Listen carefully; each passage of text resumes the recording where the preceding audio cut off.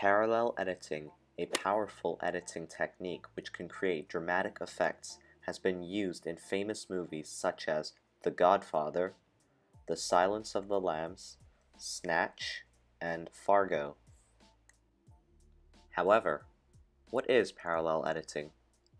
The definition of parallel means occurring or existing at the same time or in a similar way.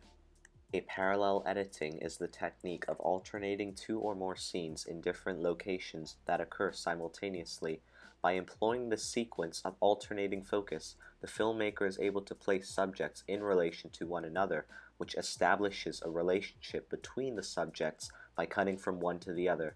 If scenes are simultaneous, they occasionally culminate in a single place.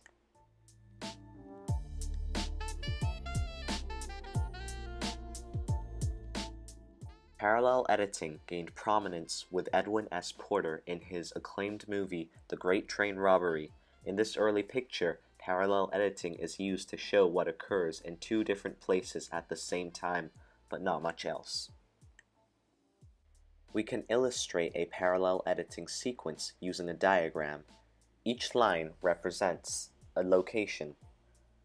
Now, each shot is going to reverse between locations until we reach a climax. However, not every sequence is going to follow this 4-shot structure.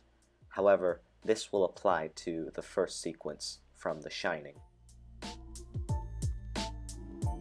In the maze sequence in The Shining, we begin by seeing Jack throwing a ball in boredom.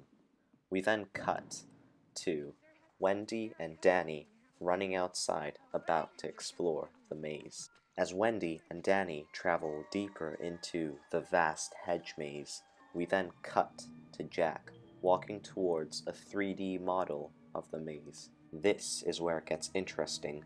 We look down onto the maze and then we can see miniature versions of Wendy and Danny walking, and we can hear them talk.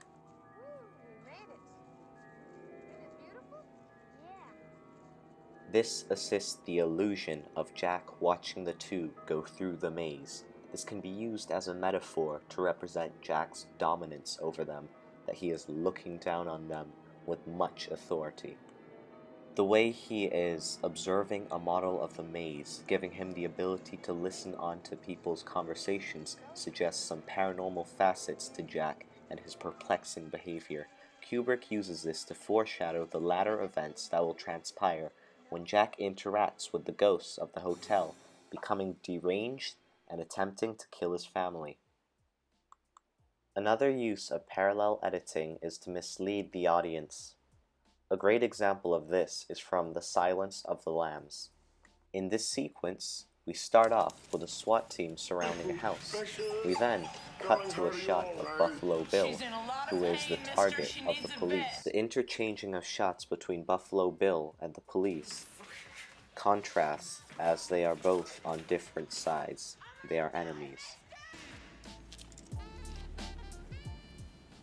These two scenes are joined by invisible cuts. This gives us the impression that the police are at Buffalo Bill's house.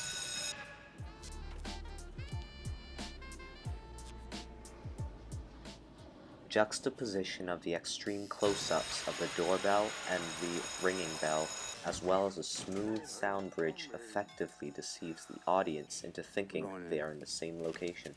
Next, we cut to what is actually Buffalo Bill's house, and introduced to the sequence, we now see Clarice at his doorstep for the first time. The audience now realizes that they have been misled by the juxtaposition of shots, linking to the Kuleshov effect. We now come to the realization that Clarice is in a very susceptible position. Clarice. Finally, here's my own example of a parallel edited murder scene. The fast cuts provide chaos and a sense of mystery, as we aren't given much information about the man in the blue top.